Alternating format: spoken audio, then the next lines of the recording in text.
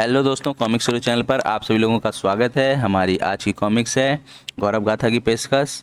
इसका नाम है मुंशी प्रेमचंद। जी हाँ दोस्तों, उनके जन्मदिन के शुभ अवसर पर हम ये कॉमिक्स लेकर आए हैं और ये आज 31 जुलाई है और ये पार्ट 2 है। पार्ट 1 आप पहले पढ़ चुके हैं, तो चलिए शुरू करते हैं इसको। इस काम में उन्हें सफलता नहीं मिली, दुकान एक ही महीने में बंद कर देनी पड़ी। फिर उन्होंने अपने मित्र निगम को पत्र लिखा, मुझे सलाह दो कि अब मुझे क्या करना चाहिए। अगर तुम्हारे साथ साझे में छापाखाना खोला जा सके तो मैं कुछ पूंजी जुटा सकता हूँ। यह प्रस्ताव कार्य रूप में परिणत नहीं हो सका, परंतु निगम और गणेश शंकर विद्यार्थी की मदद से उन्हें कानपुर में मारवाड़ी स्कूल के प्रधानाध्यापक का पद मिल गया। स्कूल का मैनेजर यूं ही उनके ऊपर धौंस जमाता रहता था, तुम बिल्कुल बेकार के आदमी हो, स्कूल में कहीं कुछ अनुशासन ही नहीं है। मैनेजर का रवैया दिन ब दिन असह्य होता चला गया। उन्होंने नौकरी छोड़ देने का निश्चय कर लिया। अफवाहें उड़ रही हैं कि आप स्कूल छोड़ रहे हैं, आप हमें छोड़कर ना जाइए। मैनेजर का ख्याल है कि मेरा कोई व्यक्तित्व नहीं और मैं स्कूल में अनुशासन नहीं रख सकता।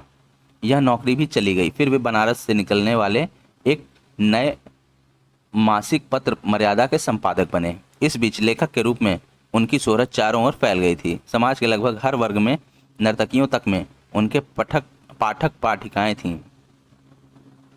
उन्होंने बड़े थोड़े अरसे मर्यादा का संपादन किया, फिर काशी विद्यापीठ में अध्यापक बन गए। यहाँ के अधिकारियों के साथ भी निभाव होना मुश्किल है, आमदनी का कोई स्वतंत्र जरिया होना चाहिए। उन्होंने सरस्वती प्रेस के नाम से एक छापा खाना लगाया, सरस्वती प्रेस। प्रेमचंद इतने सीधे साधे थे कि व्यापार उनके बस की बात ना थी। प्रेस उनके लिए बहुत बड़ा सिरदर्द बन गया। अपने सौतेले भाई महताब राय को एक चिट्ठी में उन्होंने लिखा, मैं तो इस बोझ से कुचला जा रहा हूँ, पता नहीं बाकी ज़िंदगी कैसे कटेगी। फिर उन्हें नौकरी की तलाश में जुट जाना पड़ा। इस बार वे लखनऊ से प्रकाशित माधुरी पत्रिका के संपादक बन गए। कठिन परिस्थितियों से जूझते हुए भी उन्होंने इस बीच बहुत सारी कहानियाँ और कुछ उपन्यास लिख डाले। गबन, रंगभूमि, कायाकल्प, निर्मला, ये सब प्रेमचंद की रचनाएं हैं दोस्तों। जब प्रेमचंद लखनऊ में थे तभी उन्होंने बनारस से हंस हंस नाम से एक मासिक पत्रिका निकाली। यह गांधी जी के नमक सत्याग्रह के साल 1930 की बात है। उन्होंने लिखा, हिंदुस्तान के एक अहिंसात्मक युद्ध का बिगुल बजा दिया है, हंस भी इसमें भरसक अपना योग देगा। उन्होंने सत्याग्रह आंदोलन में शामिल होने का फैसला किया। आपको गिरफ्तारी नहीं देनी चाहिए, आपकी सेहत कितनी खराब है, फिर आपकी गैर मौजूदगी में हमारी रोटी कैसे चलेगी। हमारे सारे नेता गिरफ्तार हो चुके हैं, मुझे शर्म आती है कि मैं जेल के बाहर हूँ। मैं सत्याग्रह करूंगी, हिंदुस्तान की आज़ादी की लड़ाई में यह हमारे परिवार का योगदान होगा। विदेशी कपड़े की एक दुकान पर धरना देने के अपराध में शिवरानी को गिरफ्तार कर लिया गया। 1932 में प्रेमचंद ने माधुरी छोड़ दी और वे बनारस लौट आए। अब मैं एक साप्ताहिक पत्र शुरू करना चाह रहा हूँ। तुम्हारा प्रेस और हंस भारी घाटे में चल रहे हैं, साप्ताहिक निकालना निहायत बेवकूफ़ी होगी। बेवकूफ़ियाँ तो मैं हमेशा ही करता आया हूँ। सरकार पर प्रहार करने के लिए मेरे हाथ में एक साप्ताहिक पत्र होना ही चाहिए। दोस्तों की सलाह सुनी अनसुनी करके प्रेमचंद ने जागरण निकाला। उनका यह साप्ताहिक चला नहीं। उनकी आर्थिक चिंताएं और भी बढ़ गईं। 1934 प्रेस और पत्रों का घाटा पूरा करने के लिए प्रेमचंद फिल्मी कहानी लेखक के रूप में बम्बई गए। बम्बई में उनकी ज़िंदगी उदास और घुटन की ज़िंदगी थी। इस फिल्मी दुनिया में मैं बिल्कुल अजनबी हूँ। यहाँ अश्लीलता को मनोरंजन का नाम दिया जाता है। मुझे अपना बोरिया बिस्तर बांध लेना होगा। 1935 में बनारस लौटे तो उनकी सेहत का चकनाचूर हो चुकी थी, पर उन्हें आराम नसीब नहीं था। वे तुरंत अपना प्रसिद्ध उपन्यास गोदान पूरा करने में जुट पड़े। यह उपन्यास जून 1936 में निकला। गोदान छपने के 15 दिन बाद की बात है कि एक दिन उन्हें खून की उल्टी हुई। उन्हें जिगर का सिरोसिस रोग हो गया था। उस समय वे अपना नया उपन्यास मंगलसूत्र लिखने में लगे थे। 8 अक्टूबर 1936 को प्रेमचंद का निधन हो गया। उनकी शव यात्रा में मुश्किल से 12 लोग शामिल हुए। जैसी दीनता में उनके जीवन का आरंभ हुआ था, वैसी ही दीनता में अंत हुआ। तो देखा दोस्तों आपने, कितना संघर्ष भरा जीवन रहा था मुंशी प्रेमचंद जी का। चलिए उन्हीं की एक रचना जो है, पहली रचना बड़े घर की बेटी, शुरू करते हैं। कथाकार मुंशी प्रेमचंद जी। गौरीपुर गांव के जमींदार और लबरदार बेनी माधव सिंह कभी बड़े रईस आदमी थे। मुकदमेबाजी में अपना पुश्तैनी धन वैभव खोकर अब वे बहुत तंगहाल हो चुके थे। उनके दो बेटे थे। बड़ा श्रीकंठ सिंह बीए पास करके इलाहाबाद के किसी दफ्तर में नौकरी करता था। वह बहुत शांत प्रकृति का और सलीकेदार नौजवान था। उसकी रुचियां तो पढ़ने लिखने में थी या सामाजिक कार्य में। उसका छोटा भाई बिहारी लाल सिंह उससे बहुत भिन्न स्वभाव का था। वह सुंदर सुगठित शरीर का सजीला नौजवान था और उसका शौक था कसरत। दोनों भाइयों में आपस में बड़ा प्यार था। लाल बिहारी बड़े भाई को बिल्कुल बाप की जगह मानता था। एक बार लाल बिहारी ने अपने से एक दुगने पहलवान को पछाड़ा तो श्रीकंठ ने अखाड़े में कूद कर उसे गले लगा लिया। शाबाश लल्लू। श्रीकंठ के मन में प्राचीन भारतीय संस्कृति के प्रति बड़ा सम्मान था। वह हर साल गौरीपुर में रामलीला समारोह का आयोजन करता था। वह पश्चिम के तौर तरीकों का विरोधी था और सम्मिलित कुटुंब प्रथा का हिमायती था। आज की बहुएं सम्मिलित परिवार में नहीं रहना चाहती। इस रवैये से समाज और देश को बहुत नुकसान होगा।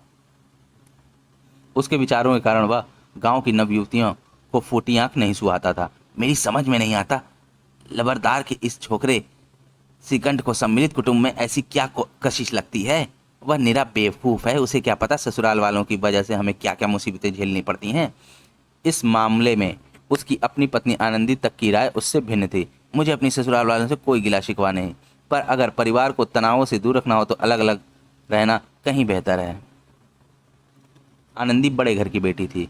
उसके पिता एक बड़े जमींदार थे और उसका पालन पोषण बड़े वैभव ऐश्वर्य में हुआ था।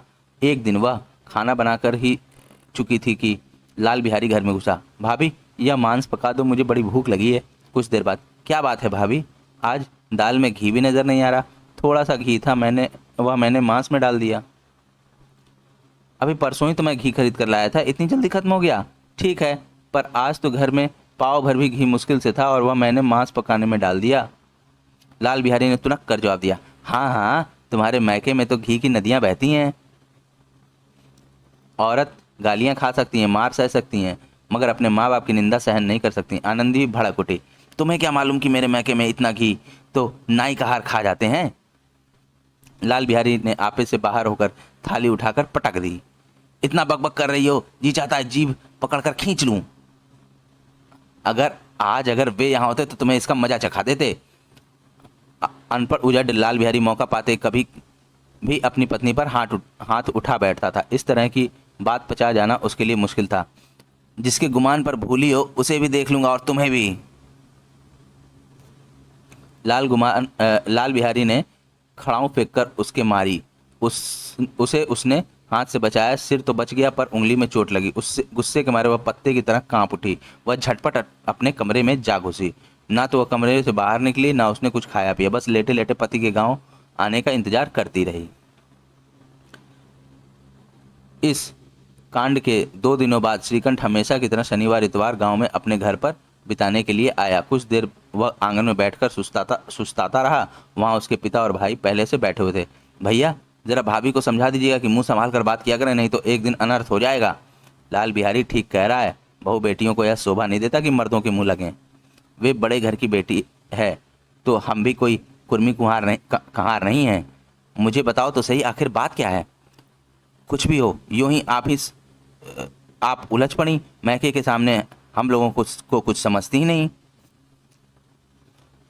खा पी चुकने के बाद श्रीकंठ आनंदी के पास गए। चित्त तो प्रसन्न है, बहुत प्रसन्न है, पर तुमने आजकल घर में क्या उपद्रव मचा रखा है। जिसने तुमसे यह आग लगाई है उसे पाऊं तो मुंह झुलस दूं। इतनी गर्म क्यों होती हो, मुझे सब बात तो बताओ। मैं क्या बताऊं, यह सब मेरे भाग्य का फेर है, नहीं तो एक गंवार छोकरा जिसे चपरासगिरी करने का भी शौर नहीं मुझे खड़ाऊं से मारकर यूं ना करता। सब साफ साफ हाल क्यों नहीं बताती हो, मुझे तो सचमुच कुछ भी पता नहीं। आनंदी ने पूरा कांड कह सुनाया और सुना चुकने के बाद एकाएक सुबकने लगी। श्रीकंठ रात भर करवटें बदलते रहे, बेचैनी के मारे पलक भी नहीं झपकी। दूसरे दिन सुबह पिता से जाकर बोले, दादा, अब इस घर में मेरा निवाह नहीं होगा। क्यों, ऐसी बातें क्यों कर रहे हो बेटा। इसलिए कि मुझे अपनी मान प्रतिष्ठा का कुछ विचार है। मैं तो नौकरी करता हूँ, घर से बाहर रहता हूँ, मेरे पीछे स्त्रियों पर खड़ा हूँ और जूतों की बौछार होती हैं। बेटा, तुम बुद्धिमान होकर ऐसी बातें करते हो। स्त्रियाँ इसी तरह घर का सर्वनाश कर देती हैं। उन्हें सिर चढ़ाना अच्छा नहीं। इतना मैं जानता हूँ, आपको मालूम है, मेरे समझाने बुझाने से इसी गांव में कई घर टूटने से बचे हैं। पर जिस स्त्री के मान प्रतिष्ठा का मैं ईश्वर के दरबार में उत्तरदाता हूँ, उसके प्रति यह पशुवत व्यवहार मुझे असह्य है। लाल बिहारी तुम्हारा भाई है, उससे भूल चूक हो उसके कान पकड़ो। लेकिन लाल बिहारी को मैं अब अपना भाई नहीं समझता। यानी तुम स्त्री के पीछे भाई को छोड़ रहे हो। जी नहीं, उसकी क्रूरता और अविवेक के कारण छोड़ रहा हूँ। इसी बीच गांव के कुछ लोग कोई ना कोई बहाना बनाकर आ पहुंचे। वे देखना चाहते थे कि उस परिवार में क्या गुल खिल रहा है। बाप बेटे दोनों उनके सामने मौन बने रहे। मैं जानता हूँ ये लोग क्यों इकट्ठे हो रहे हैं, मेरे घर के इस झगड़े में इन्हें मजा आ रहा है।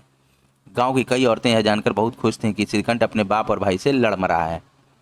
सम्मिलित परिवार के हमेशा बड़े गीत गाता था, दूसरों को उपदेश देना बड़ा आसान होता है। अब पता चला कहाँ चोट पड़ती है। बेनी माधव सिंह परिवार को एक बनाए रखना चाहते थे। उन्होंने श्रीकंठ को शांत करने की कोशिश की। लड़के ने अपराध जरूर किया है, मगर मैं लाल बिहारी के साथ अब इस घर में नहीं रह सकता। लाल बिहारी भी वहां आ खड़ा हुआ था। बेटा, बुद्धिमान लोग मूर्खों की बात पर ध्यान नहीं देते। वह तो बेसमझ लड़का है, उससे जो भूल हो गई, बड़े होने के नाते उसे तुम क्षमा कर दो। जी नहीं, मैं उसे क्षमा नहीं कर सकता। मैं उसका मुंह भी नहीं देखना चाहता। या तो इस घर में वही रहेगा या मैं ही।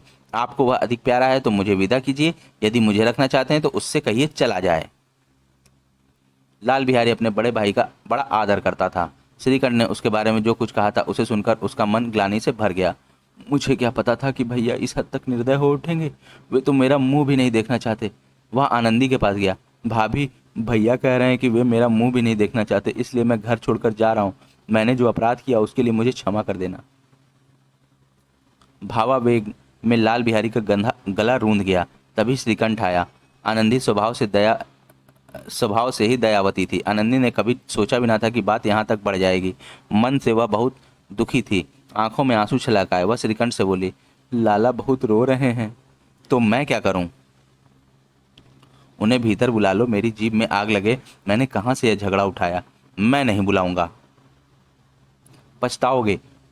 उन्हें बहुत ग्लानि हो गई है। ऐसा ना हो कहीं चल ही दें। श्रीकंठ टस से मस ना हुआ। भाभी, भैया से मेरा प्रणाम कह दो। वह मेरा मुंह नहीं देखना चाहते, इसलिए मैं भी उन्हें अपना मुंह नहीं दिखाऊंगा। आनंदी अपने कमरे से निकल भागी और उसका हाथ पकड़ लिया। भाभी, मुझे जाने दो। कहाँ जाओगे? जहां कभी कोई मेरा मुंह ना देख पाए। मैं नहीं जाने दूंगी। मैं तुम लोगों के साथ रहने लायक नहीं। तुम्हें मेरी सौगंध, अब एक पग भी आगे ना बढ़ना। जब तक मुझे यह ना मालूम हो जाए कि भैया का मन मेरी तरफ से साफ हो गया है, मैं इस घर में हरगिज ना रहूंगा। ये दोबारा हो गया है दोस्तों। अब भात रिश्ते से श्रीकंठ का हृदय भी पिघला। उसने बाहर आकर लाल बिहारी को गले लगा लिया। भैया, अब कभी मत कहना कि तुम्हारा मुंह नहीं देखूंगा, और जो भी दंड आप देंगे मैं सहर्ष स्वीकार कर लूंगा। लल्लू, इन बातों को बिल्कुल भूल जाओ। ईश्वर चाहेगा तो फिर ऐसा अवसर नहीं आएगा। तभी बेनी माधव सिंह बाहर से लौटकर घर में घुसे। बड़े घर की बेटियां ऐसी होती हैं, बिगड़े काम बना लेती हैं। गांव में जिस किसी ने कलह का यह सुखद सुखद अंत सुना, उसने आनंदी की प्रशंसा की। बड़े घर की बेटियों के यही काम होते हैं। लंबरदार बड़े भाग्यवान हैं कि उन्हें ऐसी बहू मिली है। दोस्तों, हमारी कॉमिक्स यहीं पर समाप्त होती है। आपको ये कॉमिक कैसी लगी हमें कमेंट सेक्शन में ज़रूर बताएं, और हम मिलते हैं अगली कॉमिक्स में। और हमारे चैनल को ज़रूर सब्सक्राइब करें। धन्यवाद।